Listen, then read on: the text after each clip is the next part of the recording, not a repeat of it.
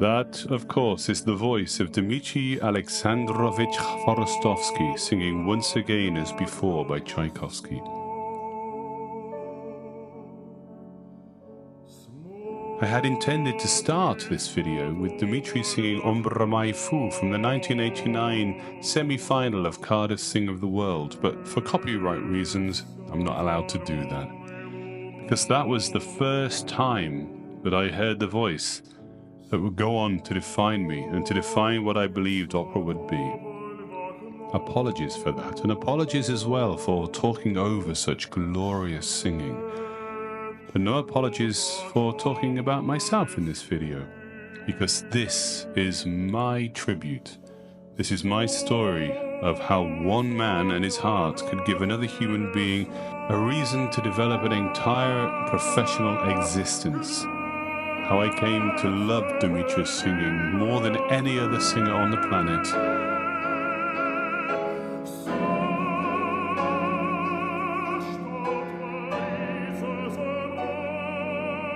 And how he came to call me his friend. You see, I loved this man. I loved his voice, and I loved his soul. And when you meet your hero, and they turn out to be an even greater human being than they are singer, that's pretty special. We're going to explore his life, his career, his family, his singing, what he meant and why he meant so much, his technique, his artistry. And this is not going to be a biography, but this is going to be a thank you.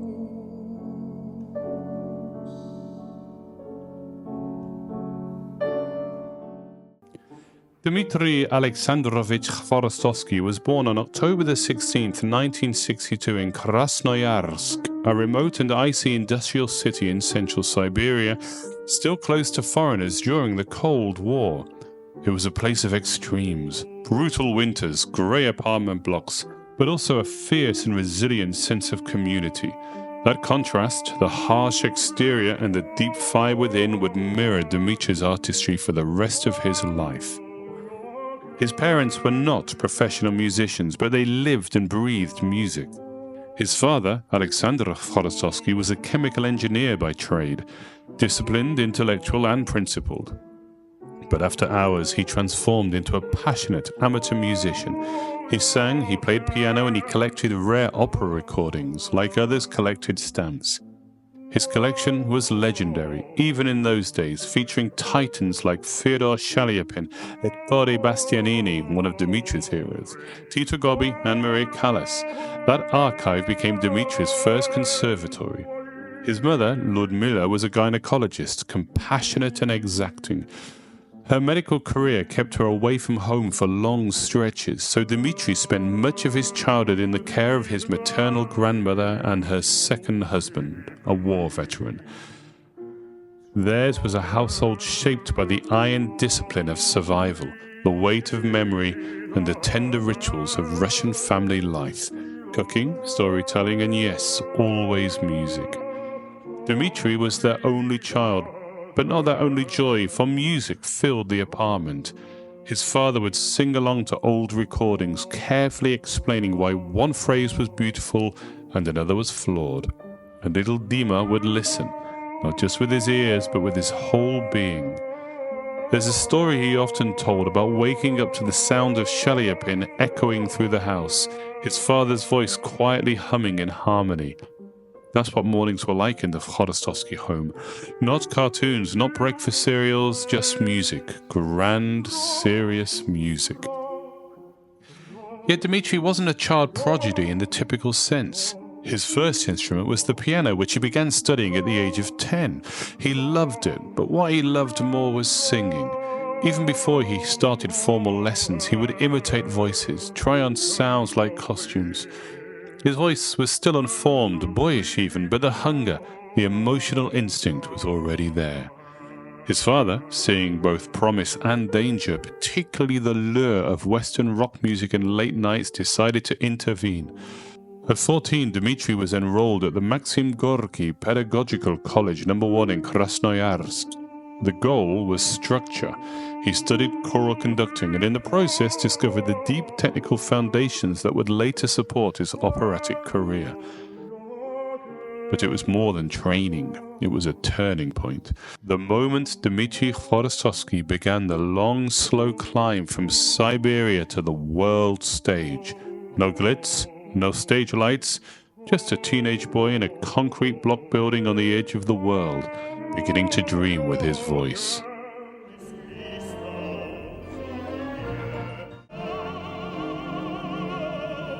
When Dmitri Hvorostovsky entered the Krasnoyarsk State Institute of Arts in the early 1980s, he brought with him a raw talent, a thunderstorm of emotion, and a voice that even then turned heads.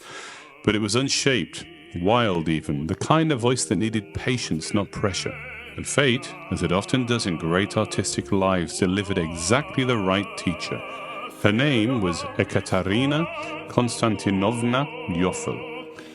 A professor of voice, Yoffel was not glamorous, nor especially well known outside her circles, but inside the walls of the conservatory she was revered. Her teaching was old world, exacting, methodical, and rooted in deep respect for the natural development of the human voice. She took one look at Dmitri and made a decision that would define his future. For the entire first year, she limited his range from low C to E flat above middle C. No high notes, no bravado, just the basics. Breath, body, and balance. While other young singers pushed for range and repertoire, Hvorostovsky was learning how to grow a voice without bruising it, how to build from silence. She taught him to breathe like a poet, not an athlete. Breathe in the smell of a flower, she would say, urging him to find a gentle, unforced inhalation, one that came from a sensation, not an effort. She discouraged singing for the ear alone. Don't rely on what you hear, she said. Trust what you feel inside the body. It was revolutionary and deeply Russian in its philosophy. Intuition over imitation. Discipline over display. Yoffel insisted on emotional truth over theatrics. She forbade grand gestures, excessive arm waving, or facial mugging. Instead, she taught Dmitri to let the voice carry the emotion, to let it shine through phrasing, vowel color, and breath. Under her guidance, he began to develop what would become his signature legato, a seamless, liquid phrasing that felt like silk unraveling in slow motion. It wasn't just technique, it was storytelling in sound. She gave him the tools, but she also gave him something more rare, the permission to take his time. In a culture that often rewarded early fireworks, Yoffel nurtured the long burn. Dmitri would later say she was the only voice teacher he ever truly had. And even after he left Krasnoyarsk and rose to fame, he continued to honor her teachings, not just in interviews, but in every note he sang. Their bond wasn't just professional, it was personal, spiritual. When she passed away in 2017 at the age of 93, Dmitri, already gravely ill himself, mourned deeply. It was as if part of his foundation had been quietly, lovingly removed. And it is no exaggeration to say that the voice the world fell in love with, that dark velvet of it, the ease, the emotional honesty, was first formed in that small Siberian studio under the patient, watchful eye of Ekaterina Yoffel. Theirs was not just a teacher-student relationship, it was an artistic lineage, a sacred passing of fire from one soul to another. By the mid-1980s, Dmitri Hvorostovsky's voice had begun to turn heads, not only in Siberia, but across Europe. In 1987, he won the Glinka competition, earning recognition across the Soviet Union. In 1988, he triumphed at the Toulouse singing competition, impressing juries with his polished presence and unshakable control. But it was in 1989 that everything changed. The Cardiff Singer of the World competition was already famous for launching stars. That year, two very different voices were poised to take the crown, the famous Battle of the Baritones. One was Sir Brintervel, charismatic, grounded, with a deep Welsh warmth that made him immediately lovable. Bryn would go on to become a towering figure in my life, a singer I'd grow to admire deeply. He too studied with Rudolf Pienay, who would become my teacher. The first time I heard Bryn sing live was in a leisure centre in Pontypridd in a rehearsal of Elijah, and the voice was so incredible I fell to my knees. But back in 1989, in that moment, honestly all I could see and hear was Dmitri. Just days earlier, I had gone to London to see Rudolph for a consultation. To the Guildhall School of Music and Drama I went, chasing the dream of becoming a tenor, a dream I'd been pushing too hard. I had lifted my larynx, forced my sound, and when Rudolph heard me, he was honest. He told me I may have caused real damage, that my vocal future, my operatic life was in jeopardy. I left that session heartbroken. And then I turned on the TV. It was BBC Two broadcasting the Cardiff so-called semi-finals, 25 singers, and there he was, the 25th and final singer to sing that evening on a Friday night, Dmitri Hvorostovsky. He stood absolutely still, silver-haired, gleaming, and sang Ombre mai fu with this impossible calm. But the first note I heard seemed to waver a little bit. I thought that was strange, and I said, that was odd. But my dad said, good God, he's good. My mum just watched. I couldn't work it out. The sound was impossibly dark and deep, and yet gleaming and bright. I was intrigued. But what came next truly changed my life.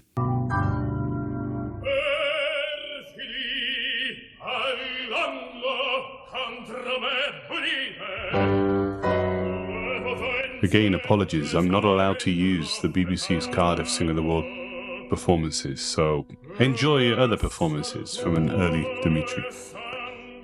I don't even know how it happened. I was no longer sitting. I had fallen to my knees in front of the TV, clutching the screen like it was some kind of lifeline. I genuinely ended that aria holding the TV on my knees. I had never heard a voice like that. The power, the depth, the control, but more than that, the truth. He wasn't just singing, he was Macbeth, the tortured, crumbling king. The TV vanished, it was just him and me. That moment burned into me. I knew something sacred had passed through the room, and in that instant I no longer wanted to be a tenor. I didn't care what voice I had, I just wanted to sing like that, with that kind of passion, that kind of soul.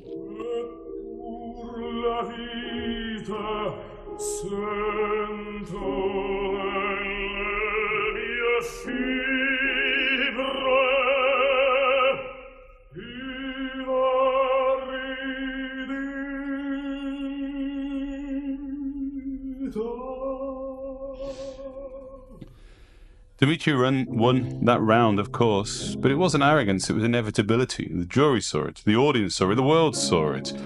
And then it came to be the next day when Dmitri was going to sing live in the final. He started slowly. We'd already heard Bryn Tervel, and he had really impressed with his Mozart Figaro and his Wagner Die Frist ist Flying Dutchman. But we were really waiting for Dmitri. My first singing teacher and my second mother, Molly Lane, and I had spent hours on the phone talking about that evening's performance. We were so excited to hear what was going to happen. He started slowly. He started with some Ballo in Maschera, and it was very good. And then he sang Yeletsky, an aria that became his signature role in the early days with that famous aria and that famous last E or E flat opened up on the air vowel. Incredible. But it was Roderigo's death scene that really blew the world of opera apart.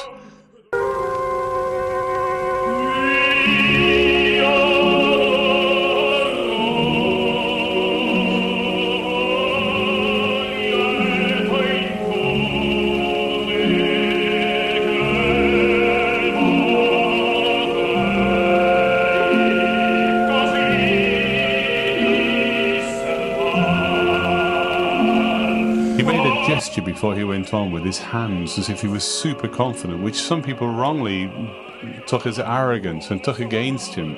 But it wasn't arrogance. He knew he was going to sing in a way that would blow people's minds. Those long phrases, endlessly debated. Should you sing Roderigo that way? Should you sing it more as if he is actually shot and dying? But the legato, the beautiful tone, the gleaming G-flat that ends the aria with his head on one side as he died on stage, it was a truly astonishing performance. And he won, of course he won, blew the opera world apart.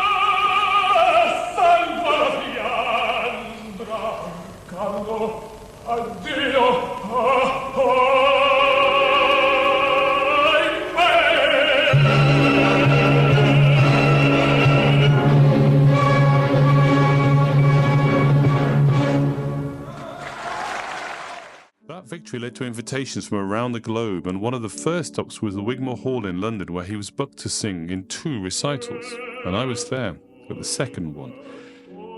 It's hard to describe what it felt like, sitting in that hall, hearing that voice again, but now in the flesh. I could hardly breathe. The tone was golden dark, but with this tight, fast vibrato that shone and spun, the phrasing silken. He sang a typical, for him, repertoire of Russian songs, and every note seemed to shimmer, and yet it all made it look and sound so effortless. And just when I thought the night couldn't be even more life-changing, I met again Rudolf Pierne. He found me in the foyer. He smiled and asked me if I'd heard whether I'd been accepted into the college, and told me, well, yes, I was going to be accepted at the Guildhall School of Music and Drama. Dmitri had just stepped into international stardom, and in a strange, beautiful twist of fate, that very same evening became my beginning too. It's no exaggeration to say that Dmitri didn't just change the world of opera, he changed me. After Cardiff, Dmitri took off like a comet, and I went to college. I had just begun my studies at the Guildhall School of Music and Drama in September 1990, and while I was trying to build my voice from the ground up, Dmitri's voice was flying already over the world's greatest stages. And I made a decision to go to see every single performance he gave that I could possibly get to. Wherever he sang that I could reach, I was there, queuing for returns. I bought student tickets. I watched him from the cheap seats and the grand tier boxes when I could sneak into an empty seat, often with tears streaming down my face. We bought his debut CD for Philips Classics. I remember it so vividly. I tore off the cellophane like it was treasure, and at first, I'll admit, I was a little disappointed. The voice seemed to be too softly recorded, muted, distant, like somebody had placed velvet between us and the sound. We wanted the fire, that fast vibrato that I'd heard and seen on stage, the charisma, the thunder. But I grew to love that album because even if in its gentleness, it revealed something else. The detail and the care and the absolute refinement of his phrasing was immaculate.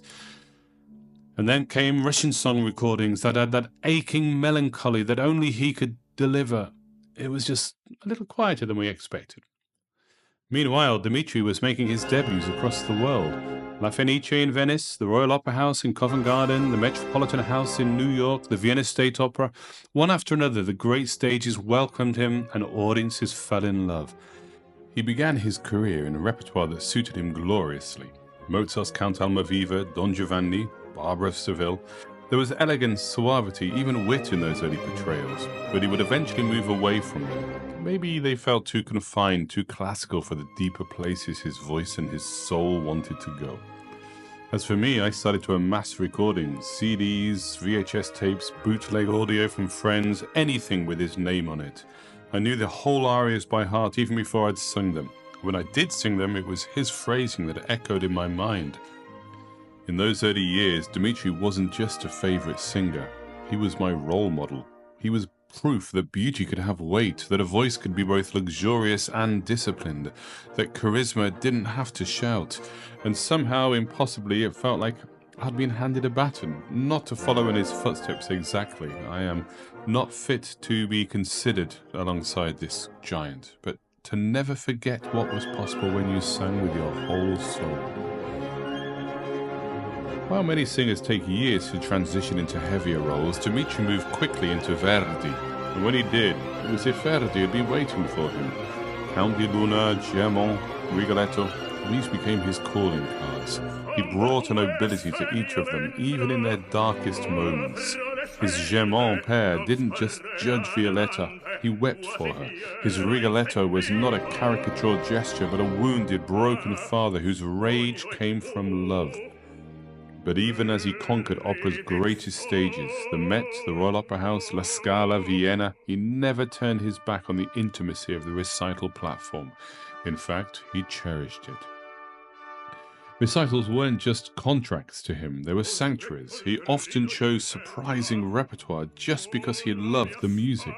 Fauré, Tchaikovsky, Glinka, Schumann, Medtner, even obscure Russian songs that very few baritones would dare program. One evening I sat at the Wigmore Hall as Dmitri performed a haunting piece, Russia Cast Adrift. It was by Georgy Svriridov. Apologies for my pronunciation, a modern Russian composer whose music shimmered with Soviet melancholy and poetic nationalism. And I was transfixed. Beside me, an older Russian woman quietly sobbed throughout the performance, tears running down her face, no shame, no restraint. The music had reached her, spoken to her something untranslatable, something beyond words. And then the strangest thing happened. After the concert, an elderly British musician of real note hurried up to me in the aisle, clearly furious. She leaned in and snapped, "Wasn't that dreadful, dreary, dissonant? Why on earth would he sing that?" And I just stared at her. She hadn't understood it at all. She'd missed the sheer Russianness of it, the grief, the beauty, the weight of exile and identity. Dmitri understood that music because it was his music. Because it was him. In the late 1990s and 2000s, Dmitri returned more and more frequently to his native Russia. His concerts became major national events, glitzy affairs, often televised, performed to massive crowds in squares in Moscow and St. Petersburg and beyond. Some criticized them for being overly showy, others saw them as what they were, homecomings, celebrations. It is said that he amassed a small fortune through these Russian concerts, tens of millions. In fact, during a court dispute, his ex-wife petitioned for increased child support, citing reports that Dmitri had earned over $50 million from these appearances alone. Whether the number was true or not, the point was clear. He was a star, not just in opera houses, but in his homeland. He had become something rare, a classical singer who mattered to the general public. But through all the fame, all the glamour, Dmitri remained, as I would come to discover, not aloof, not arrogant, but private, thoughtful, loyal, and soon I would get to know him personally. And that is where I introduced myself into this story. By the time I finally met Dmitri Hvorostovsky, I'd already left college and was beginning to get work. I was singing small roles and understudies at the Royal Opera House, slowly building my career bit by bit. One day I was asked by the Amici di Verdi, a prestigious musical society, to assist with preparations for a production of Verdi's I Masnadieri. Dmitri was cast in the central role, Francesco, and although I wasn't involved in the Royal Opera performances themselves, I was invited to run through the score with Sir Edward Downes, the legendary Verdi conductor. Imagine it, me in a room singing through Verdi for a few days with Sir Edward Downes. It was amazing. And while I wasn't cast in I Masnadieri, I was working in another production, Don Carlos, in the theatre at the time.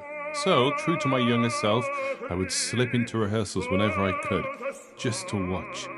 That's when I first saw Dmitri in this different light, not on stage, not in his tuxedos or in the spotlight, just being him. And what I discovered was nothing like the aloof, untouchable icon I'd imagined. He was boyish, mischievous, constantly joking, His smile, that incredible smile was like sunlight bursting through stone. He could light up a room just by entering it. I remember him waiting in the wings after the first half of I Masnadieri. He wasn't singing in this finale, but he would wait backstage so he could congratulate his colleagues as he came off stage. And in the professional world, let me tell you, nobody does that. He had no side, no walls, he played no games. He was just pure, open-hearted life. He hadn't been formally introduced to me yet, but he'd nod in my direction, include me in his orbit if I was nearby. There was no reason for him to do that. It wasn't important, but he made me feel seen. Yes, he absolutely couldn't pass a mirror without checking out his ridiculously handsome face, but that was done with such disarming honesty. There was never a trace of arrogance, just a kind of delighted awareness. Look at me. I know it's ridiculous how handsome I am, as he would stroke his hair. And to be fair, he was the most handsome man I've ever seen. Then came the Queen of Spades. I was cast as Naramov, and Dmitri was singing Yeletsky. This time we were colleagues, cast together, on stage together. Small role, main role. And let me tell you, meeting your hero is one thing, but working with him, that's another story altogether. What do? Do you frustrate yourself? Do you mention that you've based your entire artistic life on this man's work? Genuinely can't remember if I ever told him what his singing meant to me, but I think he knew. I think he said once that he'd seen me in his concerts, that he recognized me from the audience. But what struck me most was what he didn't do. He never patronized me, never looked down, never pulled rank. He treated me like a colleague, a peer. And one day I remember him introducing me to his father. "This is my friend," he said. Wow. There was no affection, no performance, just kinship. There's one story I'll never forget. We were chatting and he was telling me about a prestigious music festival he had sung at. Of course, he knew I hadn't sung there, but I saw something flicker across his face, a kind of self-consciousness. He didn't want to sound boastful, so he paused, looked at me earnestly and asked, "You've sung there, yes?" I shook my head. "Ah, well, when you do, you'll know. It's a wonderful place." That was Dmitri. He never needed to humble himself, but he always did.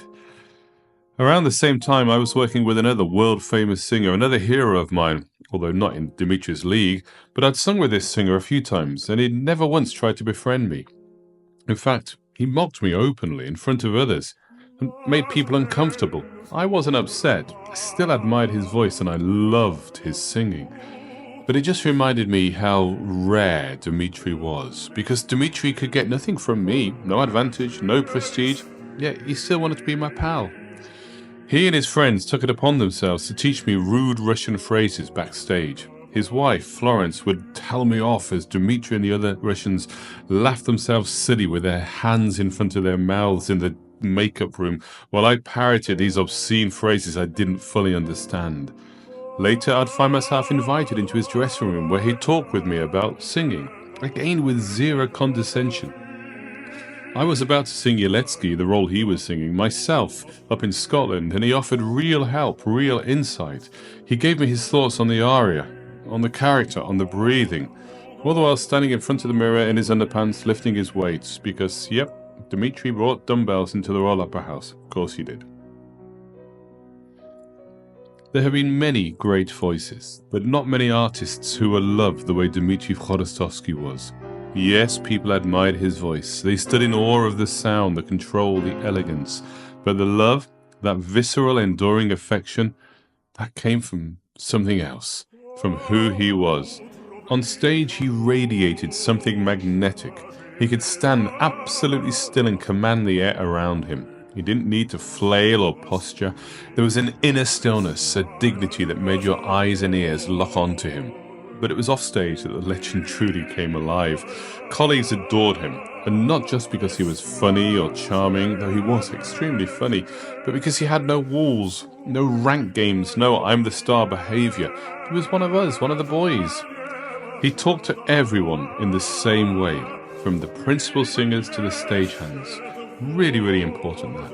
From understudies to artistic directors, everyone got the same smile, the same glint of mischief, the same warmth. He was so comfortable with his own abilities and his own self. There was no calculation, no networking, just human generosity. And I wasn't the only one who felt it. Ask any singer who stood beside him, they'll tell you he was one of the greats, and he never needed to act like one. Some quotes from his peers. René Fleming, his voice was one of the most beautiful I've ever heard, and his artistry was profound. I will miss him terribly. Anna Netrebko. Dmitri Hvorostovsky was a unique artist and a wonderful person. He was a true star.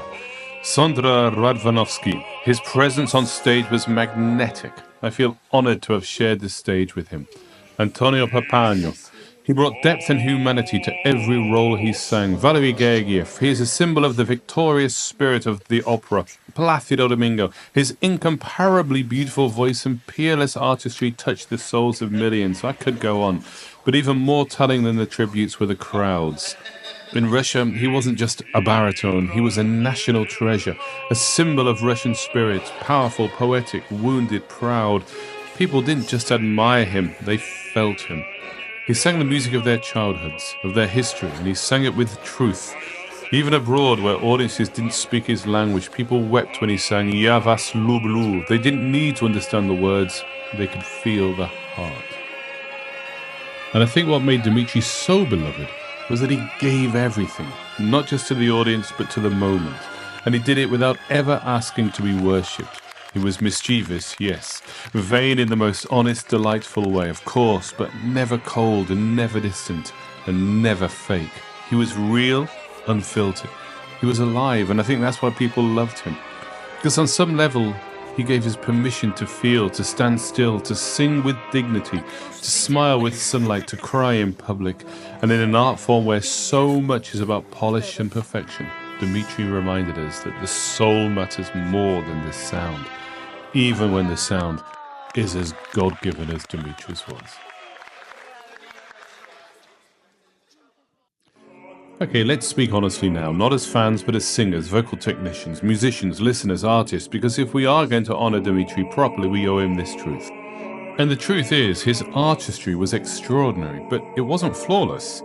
In the larger houses, the Royal Opera House, for example, in the 1990s, his voice didn't always explode into the space the way others did. It wasn't a Cappuccini-esque cannon. It didn't crash off the back walls like Zancanaro or Brintervel, who could send sound flying like a freight train. Dmitri's sound was more luxurious than massive, more caressing than blasting, and in houses without acoustical enhancement, that could sometimes read as smaller. Then there were critics of his breathing too. Some said it was too audible, too conspicuous, you could hear it too easily. But that was kind of nonsense because people who didn't understand how the breath could serve as emotion. Yes, you heard it. Yes, he opened his mouth on inhalation, but he let you in. And because the line was long, the phrasing seamless, the breath became part of the whole. And technically, if we're being strict, his high notes weren't produced textbook perfect. His tongue often lifted towards the hard palate, the front of the tongue, flattening the vowel space and narrowing the resonance. But you know what? It worked. It worked in the same way that it works for Jonas Kaufmann and Placido Domingo. So let's not worry too much about that. He was sometimes dismissed, absurdly, as a lazy tenor, and I spoke to him about that, and he dismissed it outright. He was almost angry. I'm not a tenor. Just because I have easy high notes doesn't make me a tenor. And he was right. His high notes were spectacular, as good as any tenor, but at the core of his voice, the center of gravity, it sat around a D, pure high baritone territory. And yeah, he could sing Mahler. I heard him sing Des Verheerende Gesellen. The colors were there, the emotion incredible. I also heard him sing, I think, the Kindertotenlieder. It was beautifully, emotionally sung, but the German wasn't great. And his Italian was serviceable, but it wasn't legendary. It wasn't like Bruzon or somebody like a Zancanaro that can really use the Italian language. But let's set these quibbles aside, because when it came to musicianship, Dmitri was in a league of his own. He could play the piano beautifully. He had a phenomenal ear. He always memorized his music. You never saw him holding the score. And he phrased and sang like a poet. The phrasing was masterful, so refined and considered. The way he left space around words, His use of silence, the internalization of feeling, especially in Russian song, was, in my opinion, the greatest we have seen any singing actor since Maria Callas. He pulled you in. And as a sound machine, he was peerless. His voice was quite simply the most beautiful sound I have ever heard from a human throat.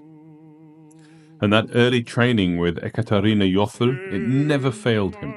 To look at him sing, one is struck by how everything is both open and directed forward.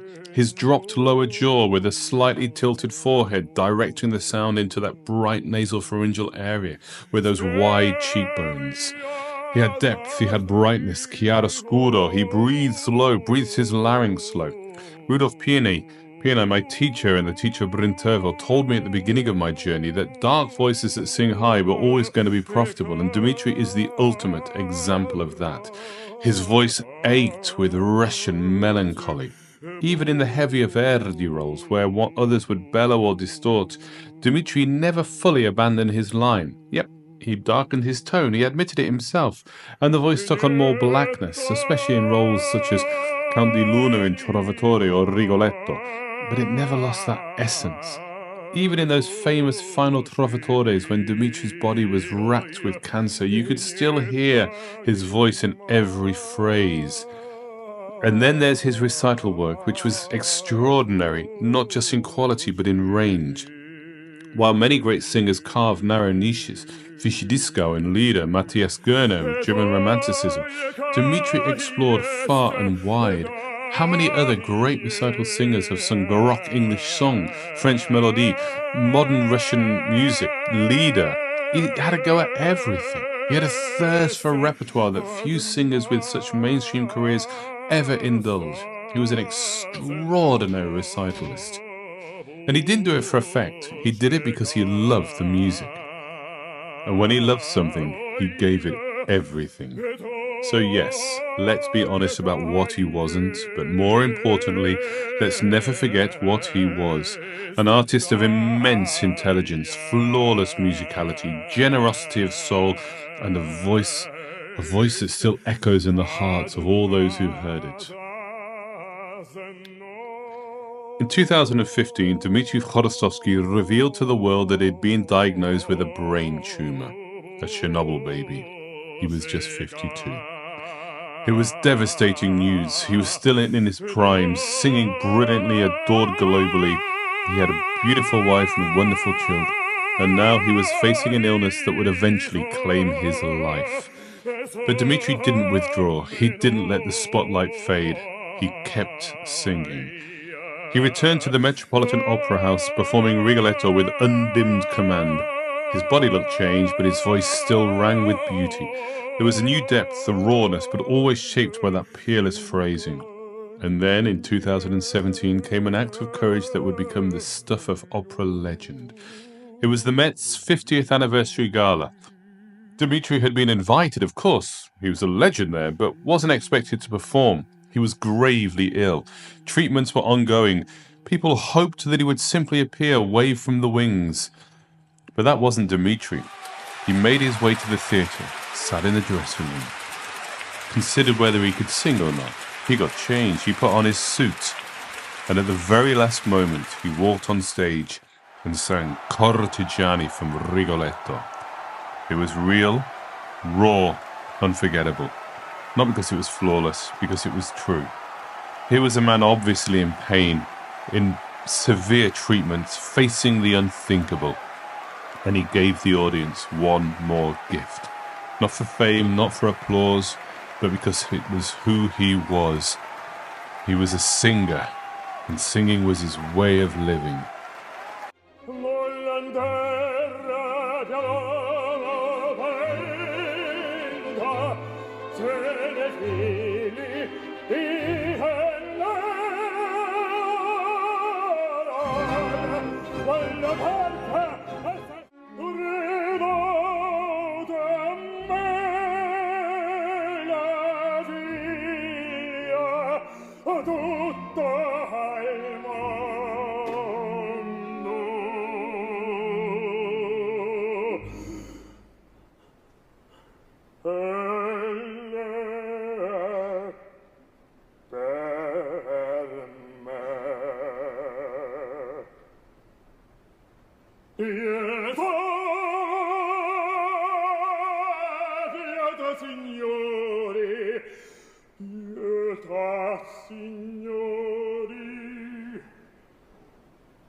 Finished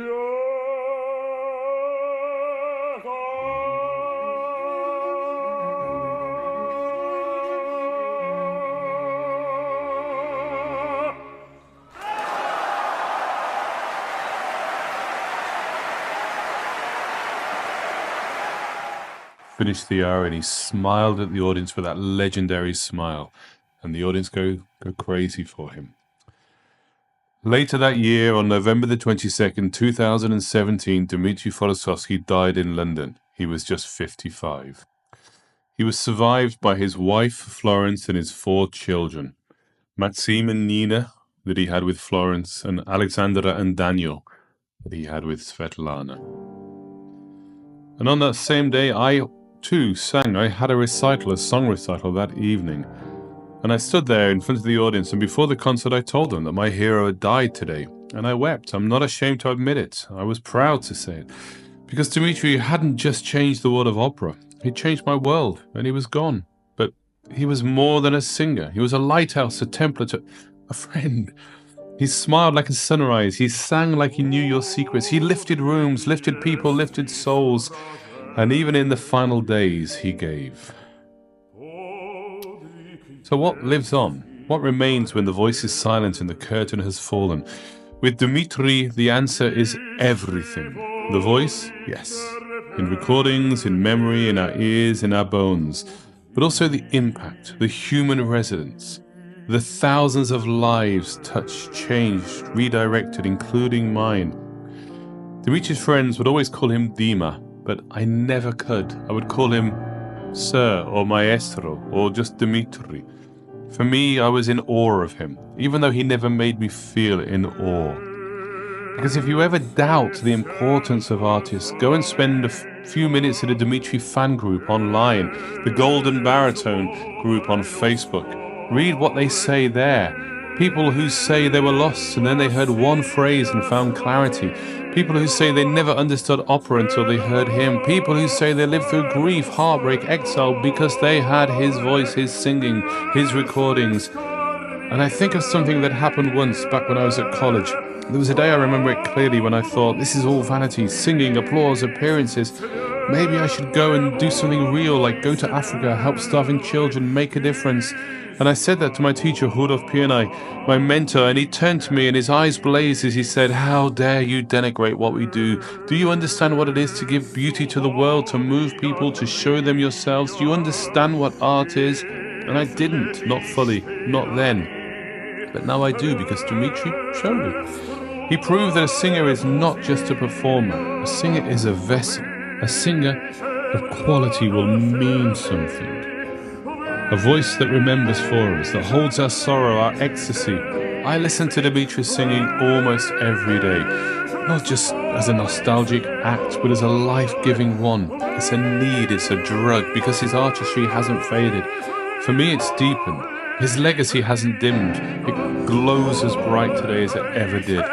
And I was blessed, because I don't only remember the artistry, but I remember the man. And I hope in this video to share a little bit of my 2 brief times spent with this beautiful man. Because these times were golden. They were God-sent.